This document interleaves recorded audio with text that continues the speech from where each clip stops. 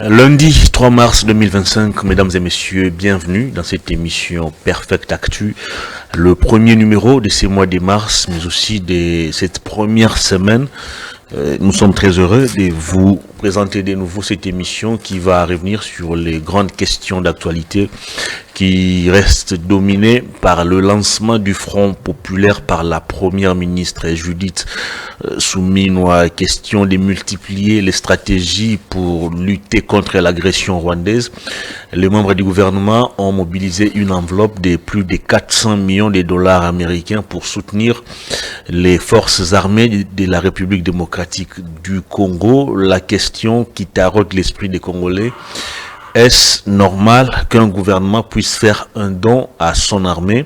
On va tenter de trouver la réponse à cette question au cours de cette émission. Le gouvernement d'Union nationale, le conseiller spécial en matière de sécurité du chef de l'État, a reçu mission de consulter la classe politique pour former ses prochains gouvernements. L'opposition politique refuse la main tendue du chef de l'État. Pour cette opposition, il n'est pas question de noyer avec Félix Tshisekedi qui a fait preuve, entre guillemets, d'incompétence. Qu'est-ce qui justifie à ce jour le refus de l'opposition d'intégrer le gouvernement d'Union nationale? Tentative de réponse également au cours de cette émission. Et du côté de la justice, les opposants Mike Mukebai et Seth Kikuni ont été libérés depuis samedi dernier dans la soirée. Ils ont retrouvé leur famille, ils ont retrouvé leur famille politique. Doit-on mettre ces libérations dans le cadre de la cohésion nationale? On va tenter de réfléchir également autour de cette question durant cette émission. Et puis les dossiers Bukangalons, on va reprendre ces lundi. Matata Pogno, toujours sur les bancs des accusés. Un dossier qui peine à aller jusqu'au bout et à nous dire exactement ce qui s'est passé dans cette affaire. Sur ce plateau, maître John Padou Bonolinoli d'Ensemble pour la République est avec moi pour décortiquer l'actualité en attendant l'arrivée de Prince Kinana dont le téléphone est encore éteint. Je ne sais pas s'il a un problème d'électricité chez lui. Bonjour, bienvenue maître. Bonjour, merci de l'invitation.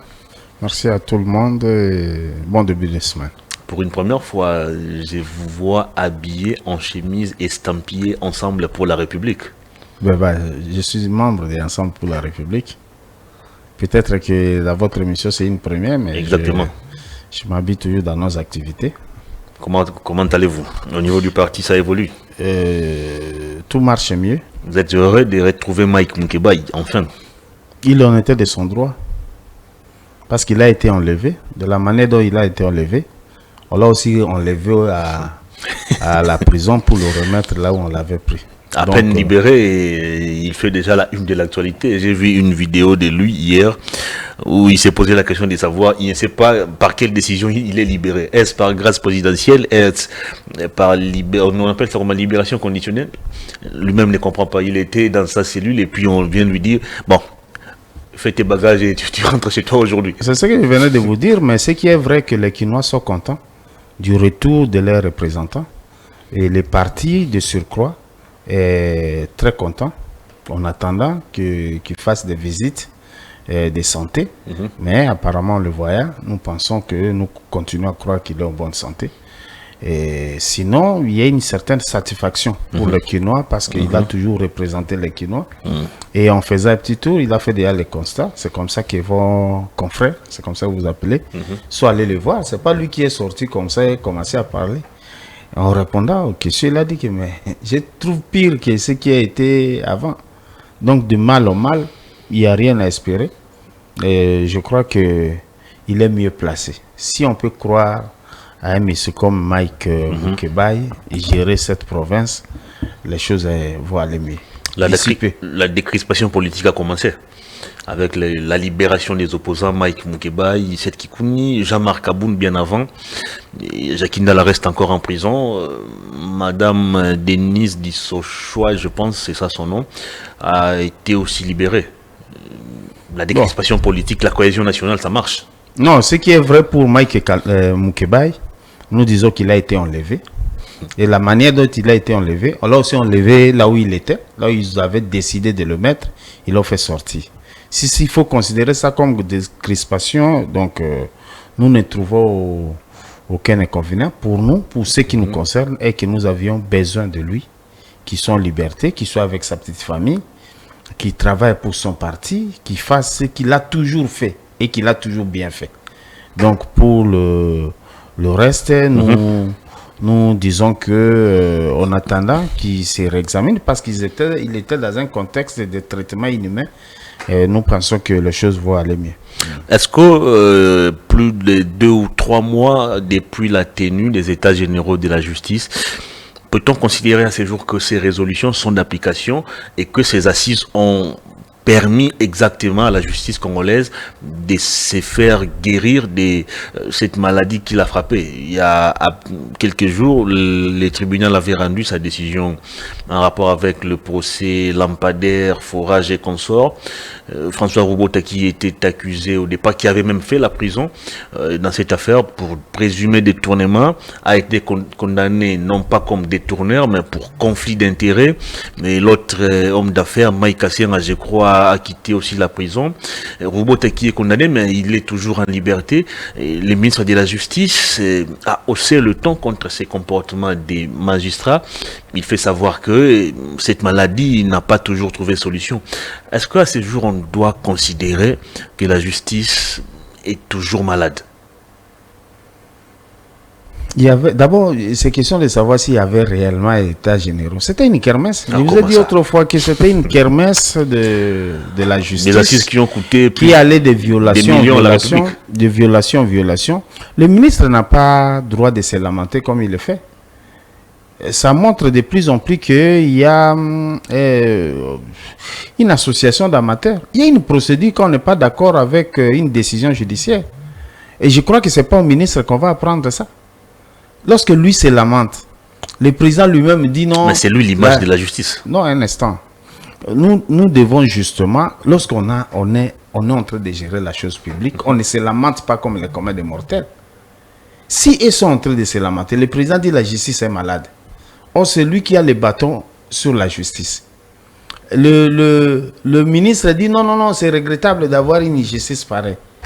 Ça veut dire, bon, nous allons dire quoi? Qu'on applaudisse la justice. Il y a une procédure pour ce faire. Il y a une inspection générale, une inspection judiciaire ici. On peut les saisir. Alors, il y a des sanctions prévues pour les cas de magistrats qui se comportent en mal par rapport à la déontologie fixée. Ce n'est pas sur les réseaux sociaux, vous tweetez n'importe quoi alors que vous êtes responsable. Ça traduit, vous voulez, en fait, on donne quelle image pour notre pays? Lorsque ceux qui gèrent la chose publique doivent utiliser des propos pareils pour leur pays, alors qu'ils ont l'obligation, on les a mis là-bas. Ils auraient gagné les élections pour changer les choses et continuer à se lamenter. Mais est-ce que le ministre n'a pas raison de se plaindre? Comment vous allez organiser un procès pour lequel des millions de dollars ont été volatilisés et on conclut l'affaire, l'argent n'est pas restitué au trésor public, mais les présumés auteurs de la dilapidation de ces fonds ne sont pas condamnés, ou sont condamnés mais continuent encore de se retrouver en pleine liberté? Je suis hésitant de faire une analyse sur un arrêt que je n'ai pas lu. Je n'ai pas lu, je ne connais pas les motivations, je ne connais pas l'argumentaire qui a été dû utiliser parce que je considère qu'il y avait des avocats outilleux. En fait, pas je considère, il y avait des avocats outilleux qui ont fait le travail. Et les juges qui sont là sont compétents pour ce faire. Est-ce que les faits présentés devant les juges le permettent de considérer le détournement, de retenir le détournement comme infraction? Qu'est-ce qui a été dit là-bas? Donc, je suis mal à l'aise je vais extrapoler sur un jugement dont je n'ai pas lu le contexte. Mais je prends ce qui est dit. Dans l'entrejeu, je prends ce qui est dit en disant que le ministre se lamente. Comme si pour le ministre, le ministre n'est pas d'accord avec la décision rendue par le tribunal. Mais s'il n'est pas d'accord, s'il se considère partie au procès, qu'il utilise la procédure exigée. Nous voyons aussi le ministre dire aux gens que non, on va condamner Bango. Est-ce qu'il a le pouvoir? Je l'ai suivi 1 ou 2 ou 3 fois dire des choses comme ça. Le ministre a même dit que peine capitale, tout ça, on va les... Comment on dit? On va les pendre ainsi de suite. Peine de mort. Est-ce qu'il en a qualité de dire des choses comme ça? C'est ça. Faisons ce que nous devons faire convenablement. C'est comme ça que nous disons à l'opposition que ces gens ne conviennent pas. Si vraiment ils ont été élus comme ils ont été élus, hein, disons des choses comme ça, parce que la Cour constitutionnelle s'était déjà prononcée. On ne va plus revenir ça. Comme ils ont été élus, nous sommes en train de prier Dieu que les jours passent vite, qu'on arrive en 2028. Comme ça, on les dégage convenablement. Ça a été une erreur de choix. Le ministre n'a pas le droit, ou moins encore le pouvoir, de critiquer une décision de la justice. Non, on ne critique pas une décision de la justice, on mise des voies de recours dans une décision. Et si c'est pour lui en force des choses jugées, on fléchit devant la décision judiciaire. Le fait pour lui de le dire publiquement, c'est déjà une faute. Oui, je trouve que c'est une faute. Il n'a pas besoin de dire ça publiquement. Mais est-ce qu'en ces jours, c'est possible que les violents puissent de nouveau s'accorder entre le ministre de la Justice et le Conseil supérieur de la magistrature? Parce que juste après la déclaration du ministre, le Conseil supérieur a aussi répondu de manière assez cinglante, estimant que le bon droit a été dit et que si, sans toutefois citer le ministre, le Conseil supérieur estime que les juges des réseaux sociaux qui considèrent que le droit n'a pas été dit peuvent utiliser les voies de recours reconnues par la loi. Voilà. Ces jeux de ping-pong ne fait pas bien. Ce n'est pas un jeu de ping-pong. Les juges qui sont là, je ne suis pas en train de leur défendre, je ne suis même pas membre de leur syndicat. Je crois qu'ils ont droit à un minimum de respect, autant qu'on respecte tout citoyen. Ils ont fait leur travail. Vous apportez des critiques sur base de quel élément? Avez-vous été parti au procès? Mais ceux qui sont partis au procès doivent utiliser le mécanisme qui convient pour interjecter appel ou... je ne sais pas, les voies légales qui sont fixées par le législateur doivent être d'application. Si aujourd'hui dans les réseaux, pour une décision que les gens ont essayé d'instruire, ils ont instruit, ils ont pris l'affaire en délibéré, ils ont essayé d'analyser, ils ont trouvé des éléments, tel est coupable, tel n'est pas coupable. Si on réunit tous ces éléments-là et qu'il y a une décision, vous, à partir de votre téléphone, je ne sais pas si sur votre lit ou dans votre chambre ou au bureau, vous écrivez pour... Non, quand même. Quand même. Mais à quel moment? Est-ce qu'il est difficile de respecter ce qui est écrit par ces pouvoirs? Entre nous, on a beaucoup de reproches à nos magistrats. Certainement, ça ne manque pas. Autant qu'on a des reproches à ces pouvoirs. Mais un minimum de procédure à faire. Je ne peux pas venir ici parce que je suis contre Fachi, parce que je ne supporte pas sa manière de gouverner. C'est aussi un compatriote qui a mal de constater que l'argent a été détourné et que personne n'est frappé par l'appareil judiciaire. Si pour nous, politiques, il y a ce qu'on appelle le devoir de retenue. Vous pensez que ceux qui gèrent la revue n'ont pas assez de secrets qu'ils peuvent dire? Il y a certaines choses à la limite de ce qu'on a, à la limite de ces fonctions, on se décide de se taire et d'utiliser d'autres mécanismes. C'est à nous d'apporter des critiques comme il le fait. Mais nous essayons, nous faisons un effort de respecter la loi et ceux qui sont là sont en train de bousculer cette loi. C'est terrible, hein, ces jeux où c'est... Non, c'est pas seulement terrible. C'est pas seulement terrible. Non, c'est horrible tout simplement. C'est pas terrible, c'est horrible. Et lorsque les juristes doivent se mettre dans ces jeux-là, c'est le ministre qui devrait venir calmer les choses. Est-ce qu'avant Moutamba, on avait assisté à une guerre entre un ministre de la Justice et le Conseil supérieur de la magistrature? Non, je n'ai pas mémoire. Je ne connais pas, mais je sais qu'à un moment donné, quand par exemple le professeur Louzol était ministre, il s'est servi des magistrats pour essayer de faire quelque chose. C'est un problème d'un système mis en place. C'est ça. Quel est ce système? Un système qui ternit davantage l'image de la justice. Oui, qui ternit tout. Le ministre qui a reçu mandat du président de la République estime qu'il est temps d'assainir cette cour. Oui, mais est-ce que c'est par des discours? C'est un travail. Hein? Les magistrats ne sont pas gérés par le ministre. On n'en dira jamais assez sur ça. Il y a le Conseil supérieur de la magistrature. Le ministre comme politique peut faire des rencontres. Le ministre constate que le Conseil supérieur de la magistrature est complaisant. alors qu'il fasse un effort d'aller changer la loi. Qu'il fasse un projet de loi qui est à l'Assemblée, qui est une autre loi qui l'autorise à se mixer dans les affaires des magistrats. C'est tout simplement ça. C'est aussi ça simple. faisait partie des recommandations des États généraux de la justice. De la kermesse. Mais c'était une kermesse. Très bien. Votre commentaire également sur l'affaire Boukangalonde qui reprend ce lundi 3 mars. Cette affaire qui avait commencé avec l'ancien président de la Cour constitutionnelle, Kalouba, qui avait déclaré que la Cour constitutionnelle de l'époque était incompétente pour juger cette affaire. Il fallait renvoyer l'affaire à la cassation. Et au niveau de la cassation, les choses se sont comportées de la manière que nous savons. On a remis cela à la Cour constitutionnelle avec le président Dieudonné Kamuleta. Cette affaire, tantôt on arrête, tantôt ça reprend. Pour une certaine opinion, c'est une pression qu'on veut exercer sur l'opposant Matata Ponyo afin d'intégrer le gouvernement d'union nationale. Est-ce que vous partagez cet avis? Donc, moi, je suis dubitatif sur l'affaire parce qu'aujourd'hui, moi, je crois que par serment prêté, je m'abstiens de faire un commentaire sur une affaire qui est fixée, qui doit être instruite, parce que j'ai vu l'extrait des rôles qui est passé dans les réseaux sociaux. Mais politiquement, ça donne l'impression, politiquement, ça donne l'impression d'une pression.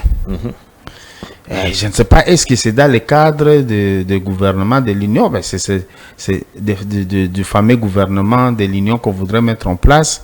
Je ne sais pas trop, mais je sais que c'est une affaire qui traîne et qui n'a jamais été clôturée. Alors, lorsque ça s'amorce, je crois que notre commentaire serait mieux lorsqu'on va suivre l'instruction et comment ça va se dérouler. C'est à ce moment-là que nous allons émettre, moi personnellement, c'est à ce moment-là que je peux émettre un avis par rapport à ça. Mais à ce stade, j'entends que le jour d'aujourd'hui passe. Essayez de garder cette question pour une émission prochaine, si vous avez les temps de me prendre, afin que je me ressource sur l'affaire. Très bien, allez, le gouvernement d'union nationale, l'opposition refuse la main tendue du chef de l'État, Félix Tshisekedi. Alors que le président estime que le pays est agressé, il faut créer la cohésion nationale, il faudrait mutualiser les efforts, il faudrait mettre ou associer les intelligences des fils et filles du pays. Qu'est-ce qui justifie à ce jour le refus de l'opposition d'intégrer le gouvernement d'union nationale?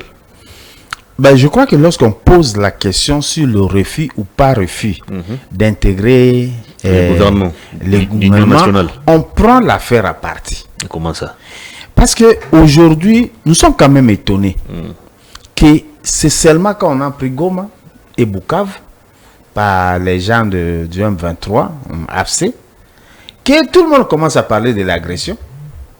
Que tout le monde commence à dire que faisons bloc, bien que dans cette manière de dire, c'est avec beaucoup de légèreté entre nous. Nous sommes traités des fois comme des Rwandais, des fois comme nous autres qui faisons la guerre, la guerre démocratique. C'est du passé.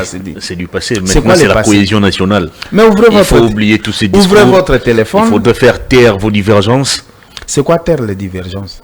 Est-ce que le problème du Congo, c'est le problème d'être membre du gouvernement ou pas? Est-ce que les critiques... Mais on a besoin des solutions. Un instant. Voilà pourquoi le président veut vous responsabiliser. Les critiques que nous apportons, lorsque nous avons dit qu'au-delà de l'agression, il y a une rébellion. C'est ça, donc ceux qui ne sont pas au pouvoir et qui viennent, qui prennent les armes, ça peut être des rébellions, je ne vais pas changer les termes. Et qu'il s'agit d'une rébellion. Au-delà de tout, il y a un problème des Congolais. Même ceux qui sont de l'autre côté, j'ai dit ça sur votre plateau plus d'une fois, que nous devons aborder la question avec beaucoup pas assez de légèreté, mais avec beaucoup de considération.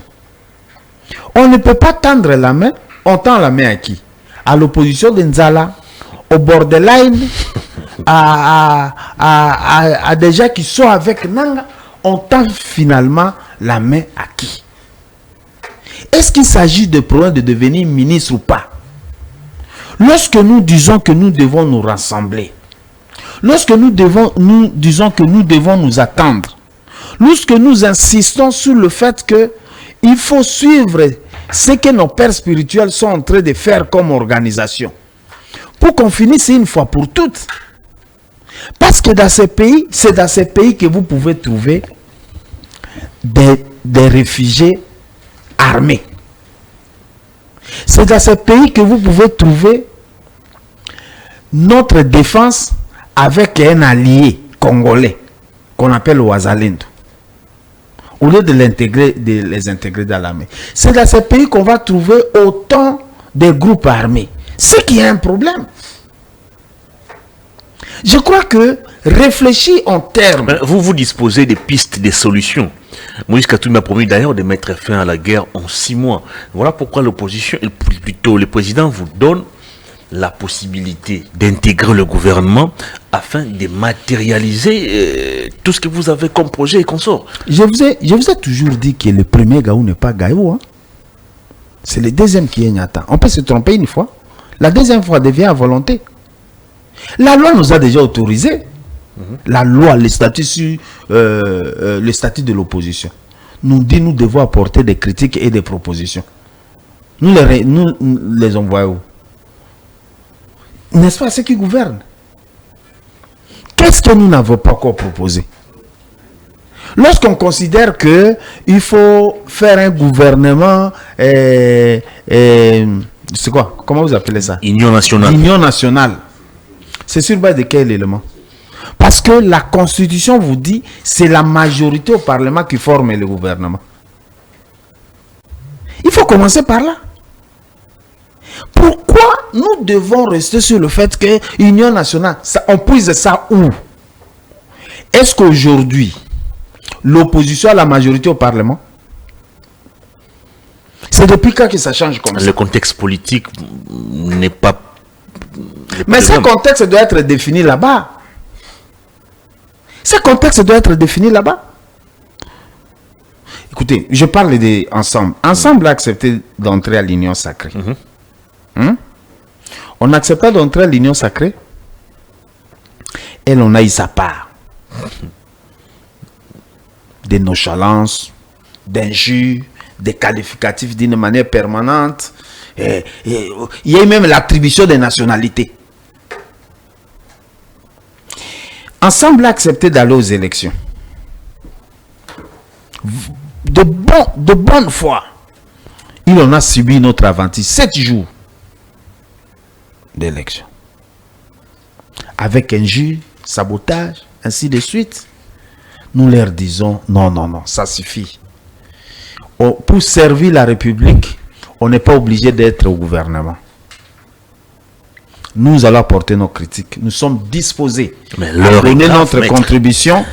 À donner notre contribution. Parce que nous n'allons même pas recevoir les spéciales. Oh. Oui. Mais nous n'en avons pas besoin. Mais pourquoi? Hein? Pourquoi? Mais nous n'avons pas le droit de faire ce que nous faisons. Vous n'allez même pas écouter. C'est lui qui vient vers vous avec un message. Quel message? Nous disons déjà non. Il vient pourquoi? Il vient pour le gouvernement, non? Nous disons non, nous ne sommes pas partants. Allez chez les autres. Mais qu'est-ce qui justifie à ces jours? C'est la question que plusieurs Congolais se posent. Qu'est-ce qui justifie à ces jours votre refus ou votre caractère dubitatif de pouvoir accepter la main tendue du président de la République? Est-ce parce que vous avez été déjà déçu en acceptant à l'époque d'intégrer l'Union sacrée, la problématique du cahier des charges non respecté, ou vous vous dites que Félix Tshisekedi a pratiquement échoué et il veut partager son bilan avec vous? Partager son échec avec vous? Non, nous sommes sur un principe simple. Le gouvernement est l'émanation de la majorité à l'Assemblée nationale. Nous reconnaissons, parce que nous sommes une opposition parlementaire, nous reconnaissons que nous ne sommes pas majoritaires au Parlement. Il faut redéfinir la majorité au Parlement. Nous estimons que nous pouvons apporter notre contribution à la gouvernance actuelle par des critiques et des propositions comme nous le faisons d'habitude. Ça, c'est un élément qui est légal. Un argumentaire légal par rapport à ça. Depuis que Bunagana a été pris, nous avons tiré la sonnette d'alarme pour dire que non, non, non. Attention, attention. Nous avons été traités, je ne sais pas s'il y a un qualificatif propre à nous donner, mais en tout cas, on a été maltraités, moins respectés, injuriés, et avec des qualificatifs proches de l'injure. Mais quelle est cette opposition qui ces commence éléments, à faire la politique avec la haine? C'est quoi de la haine? ça. Donc, dire non à une demande devient une haine. Donc vous dites non parce que quelqu'un vous avait offensé. Donc vous ne savez même pas Non, nous pardonner. non, nous disons ceci. Nous disons ceci. Nous apportons notre contribution comme opposants. Nous préférons qu'ils assument leur gouvernance. Ils sont là pour 5 ans. Ce n'est pas lorsque ça échoue. Au lieu de critiquer de loin, vous avez la possibilité d'intégrer le gouvernement et de mettre en application toutes vos critiques. Vous savez que la déclaration d'être opposant et être opposant pas se fait par déclaration. Mais nous avons déclaré que nous sommes opposants. En quoi ça vous dérange? Bon, en fait, en quoi ça leur dérange? Nous avons accepté d'être opposants. Avant de rejoindre l'Union Sacrée, Ensemble avait-il déclaré son appartenance à l'opposition? Oui. Et après, vous avez accepté... Avant de quoi? L'Union Sacrée? Avant d'intégrer l'Union Sacrée. Non, attention, il y a un élément. Ensemble pour la République est né en 2020. Bon, votre famille politique de l'époque Oui. avait-elle déclaré son appartenance à l'opposition? Moi, j'étais des MS. Nous avons fait une déclaration d'appartenance à l'opposition. Après, quand est venu le moment de former le gouvernement de l'Union Sacrée, qu'est-ce que vous avez fait? Nous avons fait, en fait, tous ces regroupements ont fait une déclaration. Donc, on avait MS qui avait fait la déclaration, G7 avait fait la déclaration, comment ça s'appelle encore le groupe qui prenait AMK, quelque chose comme ça, a fait la déclaration. AR a aussi fait la déclaration. Déclaration d'appartenance, cette fois à la majorité. À l'Union, oui. Et c'est là la conséquence de notre cahier de charges. C'est mentionné dessus qu'on avait déposé. Donc, de la même manière que vous avez fait alors, en 2020, vous pouvez aussi le refaire en 2025. Non, nous pouvons. Mais vous dites nous pouvons. Et nous ne voulons pas. Ce n'est pas votre pouvoir qui est notre vouloir. Vous dites nous, vous pouvez. Oui, nous disons nous ne voulons pas. En quoi ça vous dérange? Est-ce que le pouvoir c'est vouloir? Donc, nous disons aujourd'hui que nous avons fait, après les élections, nous avons estimé faire notre opposition, que vous appelez républicaine. Parce que dans une république, il n'y a pas autre opposition. C'est comme ça que chez nous, le terme opposition républicaine n'a aucun sens. On est de l'opposition politique. Parce que nous sommes dans une république. Alors, nous avons fait notre déclaration. Nous estimons qu'à l'heure actuelle, nous n'avons pas le temps d'aller dans ce gouvernement. L'Union nationale ne veut pas seulement que nous pouvons être là. L'opposition est plurielle. Allez-y ailleurs. Ensemble pour la République ne mord pas à la maison. Il n'y a qu'Adolphe Mouzito pratiquement partage cet avis de rejoindre le gouvernement d'Union nationale. Katumbi dit non, Fayoulou, Matata, c'est Sanga. Chez nous, ce n'est pas un problème de Katumbi. C'est un problème d'ensemble pour la République. Nous faisons, c'est pas Katumbi qui décide. Katumbi porte la parole d'une organisation politique. Voilà, lui-même étant démocrate, il soumet toutes les questions à l'analyse et à l'avis de tous les membres du parti. Est-ce qu'il a soumis la question de la formation du gouvernement d'Union nationale au parti? Est-ce qu'il a été contacté pour ça? Est-ce que c'est lui qui devrait être contacté pour ça? Nous avons suivi l'information. Est-ce qu'il avait été contacté pour rejoindre l'Union Sacrée à l'époque? Il s'est déjà prononcé au travers son porte-parole Kamitatu Etchou Olivier de Saint-Olivier, des mots des Oliviers. Voilà. Il s'est déjà prononcé au nom de monsieur Katumbi Chapwe. Le parti vous dit que lui est son président. Lui et son membre, pour mieux dire, le parti et son membre du parti Moïse Katumbi ne sont pas prêts à venir à cette aventure, à cette demande. Une question de précision. Oui. Ensemble pour la République a comme porte-parole Maître Hervé Diakessé. Oui. C'est lui qui porte la voix du parti. Oui. Kamitatu est porte-parole de Moïse Katumbi. Oui, du président national du parti. Alors, quand Kamitatu prend la parole, il parle pour les comptes de Katumbi comme président de Ensemble pour la République, ou il prend parole pour les comptes de Katumbi comme personnalité politique à part. Des fois, il fait les deux. Je vais vous expliquer.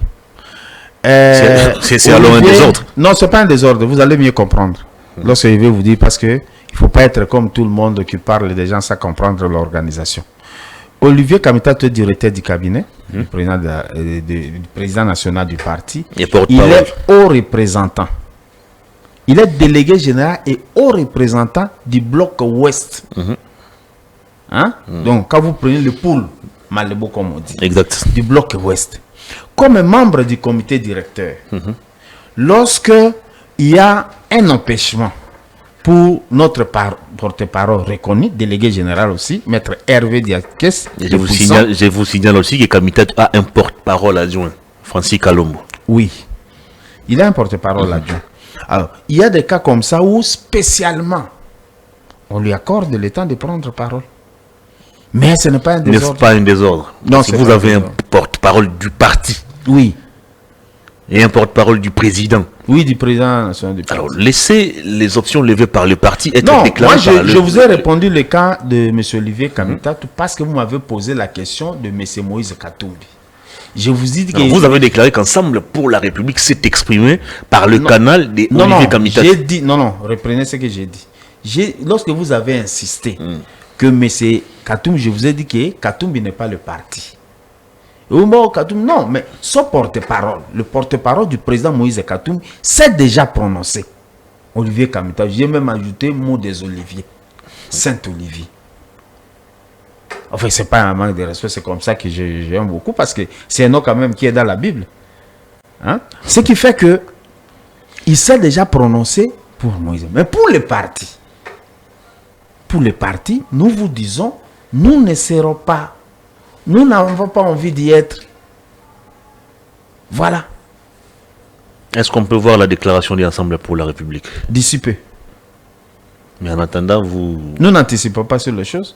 Vous me posez la question par rapport aux éléments qui ont été lancés dans le média. La première réaction est là, elle ne changera pas. À ce jour, est-ce que le gouvernement souminois a-t-il déjà montré ses limites pour que le président puisse envisager un gouvernement d'union nationale? Est-ce que le président a-t-il constaté qu'au sein de sa famille politique, des têtes pensantes susceptibles d'appliquer à la lettre sa vision ne sont plus présentes?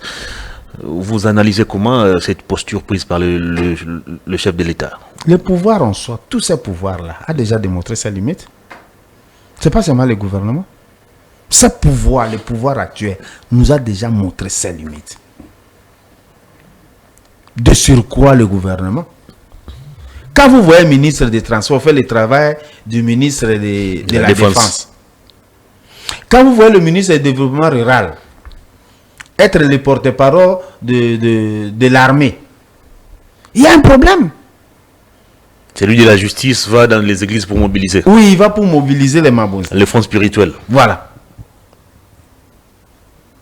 C'est du théâtre, oui. Les limites, au-delà, est-ce qu'il y a un terme plus que montrer les limites? Ah bon, moi j'apprends un peu le français aussi ici. Donc, en tout cas, il y a une certaine incapacité démontrée par ces gouvernements. Comment corriger cette incapacité? Parce que là, c'est le pays qui est en danger. Goma, Bukavu, on va dire les nord et les sud Kivu, qui sont occupés à plus de 60% par les forces négatives. En Ituri, on signale également la présence de l'armée ougandaise. Qu'est-ce que, au niveau du gouvernement, qu'est-ce que le gouvernement doit faire exactement pour nous sortir de cette situation? Une seule chose, c'est démissionner. Oh. Ouais. C'est prévu, non? Ça va arranger quoi? Ça va donner une autre solution. Ça peut réveiller les choses, mais en tout cas, la meilleure des choses à faire, c'est de déposer. Les gouvernements qui multiplient les stratégies pour mettre fin à la guerre. avec la première ministre qui vient de lancer le Front populaire, qui a mobilisé déjà plus de 400 millions en faveur des FRDC, mais aussi des Wazalendo. Ça ne vous dit rien? Bon, je crains qu'on parle demain du détournement. Je crains, mais oui, l'expertise qu'on a dans ce gouvernement, qu'il y ait une compétition de détournement. Et puis, bon, nous sommes très exposés à ce que vous avez Kadiocha. Donc, on n'est pas trop sûr que réellement c'est ça. Rien ne peut nous prouver ça. Bref, n'avez-vous pas vu la remise de la chèque? On a déjà du chèque plutôt. Est-ce que vous savez que il y a un groupe de membres de la Grande Orientale qui était venu déposer aussi les chèques au président de la République comme pour la campagne électorale, ou la caution plutôt, $100 000 pour la caution. Mais ce n'était pas cette année qui avait été déposée. Donc nous sommes habitués à voir des choses telles qu'on voit là. Ce qui est quand même étonnant, le budget actuel de l'État c'est fait alors qu'on sait qu'il y a une agression et une rébellion. Qu'est-ce qui pose problème à ces jours? Dans la mobilisation des fonds en faveur des FARDC, on a longtemps vanté ici la loi de programmation militaire. Et des fonds étaient alloués au FARDC, mais aussi au Wazalendo. Qu'est-ce qui justifie à ces jours ces dons, ces contributions qui doivent venir encore des entreprises de l'État, mais aussi des membres du gouvernement à titre personnel? Parce que les 400 millions, c'est la contribution des membres du gouvernement à titre personnel. C'est un don en fait. Bon, on ne sait même pas répondre à la question parce qu'Alenguet, il ne nous a jamais dit quelque chose là-dessus. Est-ce qu'il ne peut pas faire l'audit de ce qui sort et ce qui est utilisé là-bas? Lui ne voit qu'ailleurs. C'est lui l'inspecteur puissant et tout puissant de l'inspection générale des finances qui fait un contrôle a posteriori et quoi? A priori, concomitant et puis a posteriori. Oui, mais il doit s'imprégner de ça parce que nous avons l'opposition justement a besoin de ces éléments pour apporter des critiques et propositions. On n'est même pas informé de la situation. Ce qui est étonnant, qu'on est sur des structures parallèles de travail alors qu'on ne nous dit pas ce qui a été prévu pour l'armée a réellement servi pour l'armée. Il y a plusieurs fois, les députés nous ont révélé, d'ailleurs, lors du débat sur la reddition des comptes, les députés nous ont révélé que l'argent mobilisé pour les FARDC s'est limité ici à Kinshasa. Ça s'est bouffé ici à Kinshasa. Ah, ces députés aussi. C'est bouffé ici, ils ne nous disent pas. Pourquoi ne pas prendre le courage de dire que c'est bouffé par telle structure, telle autre structure? C'est du n'importe quoi. On est mal à l'aise de trouver aussi des... Vous avez la plénitude du pouvoir donné par le peuple. Il vous a confié pour parler en l'air, non? Vous nous venez avec des charabia du genre, oh non, ça se limite ici. Non, ce sont des accusations gratuites qui nous disent, ça va où, qui les prend. Ils sont prêts à tirer sur les opposants, à les injurier facilement, à donner des qualificatifs, et non pas à pointer ceux qui détournent la contribution des Congolais. Sur la scène internationale, la donne commence à changer petit à petit, avec des condamnations, avec des sanctions ciblées contre les proches des Kagame, n'est-ce pas, des victoires diplomatiques qui s'enregistrent déjà en faveur de la RDC. Bon, dire que c'est pas une bonne chose, c'est trop, mais ça fait quoi? Monsieur Corneille Nangaa a été sanctionné par les États-Unis. Ça l'a empêché de faire ce qu'il est en train de faire. Il a été sanctionné avant même ces élections. Ouais, pour corruption, détournement, surfacturation et consorts. Oui. Aujourd'hui, je ne sais pas quel discours des gens, lorsque nous disons que la communauté internationale est derrière le Rwanda. Maintenant que les sanctions commencent à tomber, donc la communauté internationale n'est pas derrière le Rwanda. Nous sommes devant de la haute politique. Moi, je ne compte pas. Moi, comme Congolais, je ne compte pas trop sur ça. Moi, je compte comment finir la guerre dans mon pays. Ça va de l'obligation de l'État. Excusez-moi, pas des gens de l'extérieur. L'État mobilise les moyens. La première ministre a annoncé une prime spéciale pour les FARDC et Wazalendo qui sont au front. tout est mis en marche pour que les militaires soient dans les meilleures conditions afin de combattre et de récupérer les localités qui sont occupées à ce jour par les forces négatives. J'ai beaucoup de respect pour les Ouazalènes, mais très souvent lorsque je passe ici, je n'aime pas parler d'eux parce que je trouve que... Mais le gouvernement reconnaît leur implication dans cette bataille. Oui, mais je suis citoyen. Même le chef qui a été remis mentionne les Ouazalènes également. Vous m'interdisez de réfléchir. Dites-moi la nature juridique des Ouazalènes, ils sont qui par rapport à la loi? La Constitution nous oblige qu'on peut intégrer les gens de force dans l'armée. Tel que nous sommes là, pour sauver la patrie, le pouvoir peut nous prendre. On dit non, non, vous allez subir une formation et vous irez au front. Parce que la question c'est de savoir, est-ce que nos commandements militaires gèrent les Ouazalènes? Comment coordonner les choses? C'est ça. Moi, je suis inquiet. Voilà pourquoi moi, je suis totalement d'accord avec ce que les évêques, et en fait, la SENCO et les CC sont en train de présenter aux Congolais. Ça nous permet de nous asseoir. Pas l'escroquerie des malédictions qu'on attribue à X, Y. Un pasteur qui passe, il dit non, la bénédiction que j'avais fait là, je la retire. Albert Kankinza. Non, entre nous quand même. Celui qui avait pratiquement déifié Corneille Nanga. Non. Et bien, il pouvait seulement les livrer à Satan. Pourquoi ne pas les livrer à Satan? Parce que c'est ce qui est prévu. Vous retirez la bénédiction. Est-ce que c'est vous qui avez béni? C'est lui qui a prononcé les paroles de bénédiction. Oui, vous avez prononcé les paroles. Est-ce que toutes les paroles de bénédiction qu'il prononce, c'est ce que Dieu fait? Dieu fait au moment où ces paroles avaient eu effet. Excusez-moi.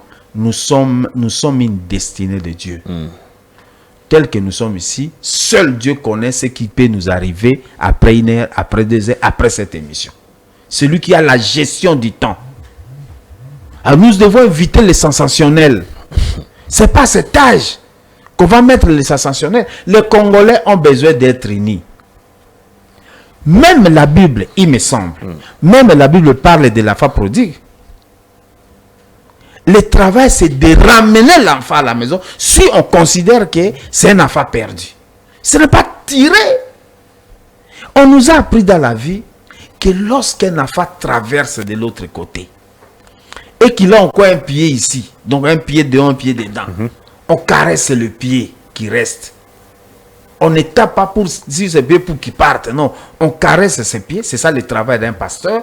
On caresse le pied pour que l'autre pied retourne. Il ne faut pas que le pasteur fasse le travail des militaires. Un berger, même dans la Bible, il me semble, un berger ne peut pas faire le travail d'un évangéliste. Moi encore d'un apôtre. Bon, je ferme la parenthèse. C'est-à-dire qu'aujourd'hui, ce qu'il faut faire, c'est de faire en sorte que on est déjà compétent pour gérer le pays. Pas des gens qui sont en train de ne pas savoir faire leur travail convenablement. Vous voulez qu'on nomme des gens qui sont compétents et le président a décidé d'élargir son champ, mais vous refusez. Non, mais le président estime que de l'autre côté de l'opposition, il y a quand même des compatriotes outillés en termes de gouvernance. Il fait appel à vous, vous refusez. J'ai suivi le président de la République lors d'une interview dire que les évêques étaient venus le voir. Bon, il faut que vous vous rassemblez. Non, je suis d'accord pour ça, mais comment je vais m'y prendre? Kabila, derrière Nang. Vous aimez revenir sur le passé? Le passé, c'est quoi? C'est pour permettre l'avenir, non? Allez-y. Vous pensez que si une femme vous escroque aujourd'hui, vous n'êtes pas encore marié, je l'ai dit. Bon, je ne vous expose pas, parce qu'il y a déjà une fiancée. si aujourd'hui, une femme vous trompe une, 2 fois, 3 fois, et qu'elle rentre pour tendre la main, non, on peut revenir, pardonnez-moi, on ne demande même pas pardon, on peut revenir, tout ça, ainsi de suite. Vous allez vous donner du coup.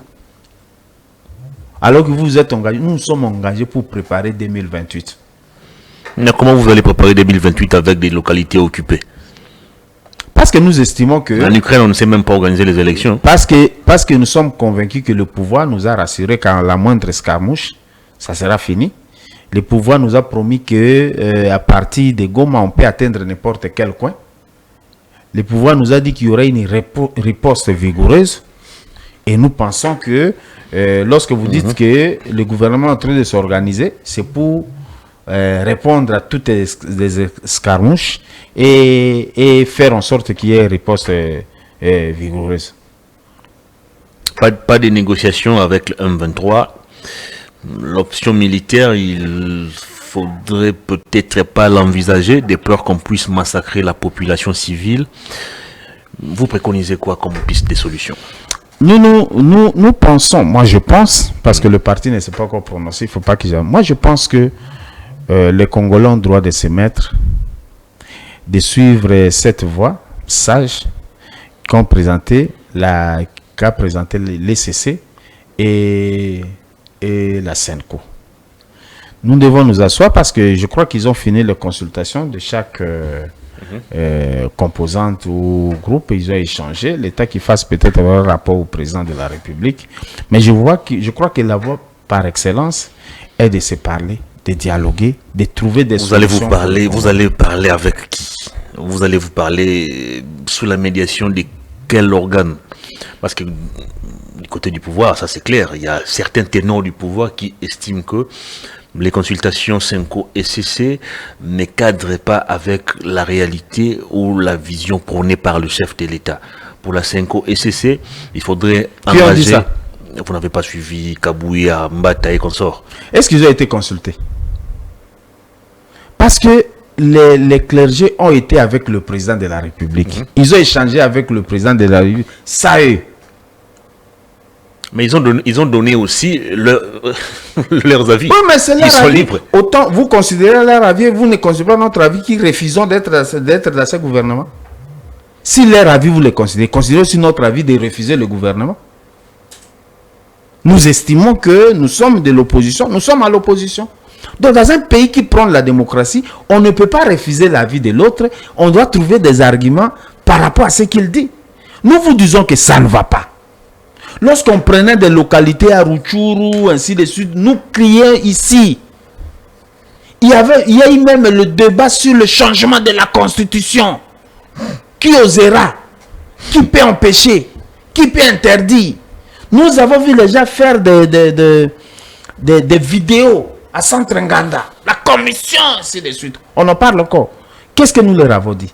Que lorsque, je vous disais ici, lorsqu'une maison, dans une maison, 2 chambres sont occupées et que 3 chambres restent, il faut d'abord faire en sorte que les 2 chambres soient vidées et on en parlera. On l'a dit plus d'une fois ici.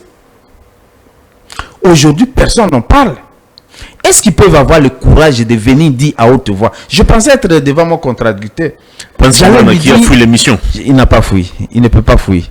Mais il allait avoir vraiment de la matière à résoudre. Il allait faire les devoirs à domicile. Entre la démarche SENCO et CC et le processus de Luanda et Nairobi, que doit-on privilégier? Non, mais la demande... Du côté du pouvoir, on semble donner plus d'attention et de crédit au processus de Luanda et Nairobi. Très bien. Alors, je suis d'accord avec eux pour une fois. Et si ce processus dit qu'il allait arranger en interne, vous allez encore refuser? Nous sommes devant un cas similaire. Je vous ai dit que nous avons accepté d'aller aux élections. Nous avons accepté d'aller aux élections. Nous avons subi notre coup. Au lieu d'un jour, c'était 7 jours. Lorsque l'arbitre qui était là, de la CENI, comment il s'appelle? Kadima. Kazadi. A sifflé, bien qu'il a mal sifflé. Nous étions obligés d'accepter. La Cour constitutionnelle, on a décidé définitivement. Nous étions obligés d'accepter parce que sinon nous allons évoquer notre propre turpitude. C'est le cas actuel. Lorsque l'on considère que le processus Nairobi, le processus Luanda se met ensemble, et si ces 2 processus décidaient de dire que non, nous préférons que les clergés s'occupent d'une manière interne, parler avec tous les Congolais entre vous, je pense qu'ils auront le courage de nous donner raison et de dire que non, ensemble avait raison en son temps. Voilà. On va terminer cette émission. Ensemble pour la République. Le président a décidé de sa volonté de venir frapper à votre porte pour intégrer le gouvernement, malgré que vous ayez l'option de ne pas y participer. Si le président de lui-même décide d'aller voir et de les convaincre pour intégrer le gouvernement, que sera la position de la base? D'habitude, le président Moïse va venir vers le parti en amenant des éléments. Vous savez, nous sommes un parti qui prône la tolérance dans la liberté. Et dans notre parti, il est de principe que ce n'est pas un problème de Moïse. Si c'était réellement un problème de Moïse, il ne pouvait pas aussi voulu servir la République comme il veut servir. Parce que il sent que Dieu lui a donné une mission. Et nous sommes convaincus de Quelle est cette mission? De servir convenablement sa population. De gérer d'une manière orthodoxe sa population. De les aimer comme elle aime aussi. Elle aime aussi Katumbi. Donc, je disais que si le président, parce que le président aujourd'hui, c'est une institution en République démocratique du Congo. S'il allait le voir, au-delà du fait que le président viendra, nous aurons des préalables et des garanties. Le problème n'est pas de tendre la main. Le problème, c'est de nous donner les préalables et les garanties. Parce qu'on en a fait une fois, ça n'a jamais été respecté. Nous savons que ce pouvoir ne respecte jamais sa parole. Ce pouvoir n'a jamais eu tort. Ce pouvoir a toujours raison. Ce pouvoir gère bien. La ville est propre. Il n'y a pas d'embouteillage, il n'y a pas de saleté, il n'y a pas d'ordure. Et si le pouvoir a décidé de débaucher dans votre parti? Mais vous appelez débaucher, est-ce que c'est une bonne politique? S'il décide de débaucher, c'est que les gens ont renoncé. Parce que dans un parti politique, on a droit d'entrer, on est libre d'entrer et libre de quitter. Il faut prendre des gens qui ne sont plus membres du parti. Il faut aller avec eux. Merci beaucoup. On a terminé cette émission. La caméra est devant vous. Un dernier message au public et on va se séparer. C'est aimer le pays, c'est dire la vérité sans avoir honte. C'est dire à ses pouvoirs que, comme ça ne tient pas, la meilleure chose à faire, c'est de démissionner. Voilà. Vous insistez trop sur la démission. Mais c'est ce qui est prévu. Vous voulez que je dise quoi? Laissez les gens aller jusqu'au bout de leur mandat. Et attendez 2028. La démission, c'est justement prévu lorsqu'on est incapable, durant le mandat, on peut démissionner. Merci beaucoup, Maître Padou. Je rappelle que vous êtes d'Ensemble pour la République. C'était prévu que vous affrontez Prince Kidana, mais malheureusement, le monsieur a séché l'émission. Grand merci à toute l'équipe. Je le salue. Hein. Très bien. Prince, tout le monde là. Luison Kessi, je n'ai pas débordé aujourd'hui. J'ai respecté le timing. Papi Chongo n'a pas trop réagi aujourd'hui. Merci beaucoup à vous. Allez, grand merci à vous, mesdames et messieurs, d'avoir suivi cette émission. Prochain rendez-vous, mercredi 9h30, avec d'autres invités, mais avec toujours le même plaisir. Au revoir.